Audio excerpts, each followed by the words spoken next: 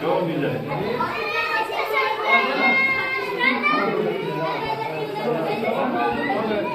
Çocuklar burada eldivenler, tamam mı? Elinize takarsınız. Tamam mı? Güle güle kullan. Al bakayım. Al bu da senin. Bu da senin.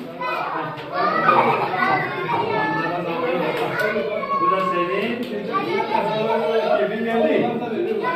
Bu da senin. Aldın mı? Al bakayım. Aferin.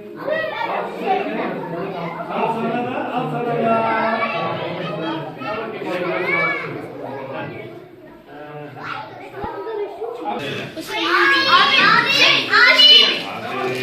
Abi bölüş gibi ya. Teşekkürler. Ver ona, sen onu ver, ver, eline ver. Aferin. Hatta bunlar.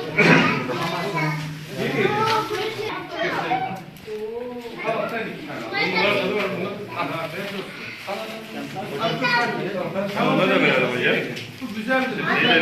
Gufran. Gufran. Gofran. Ben 8. Çocuklar.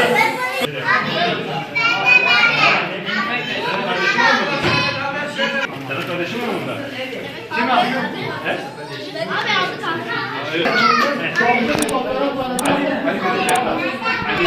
Hadi.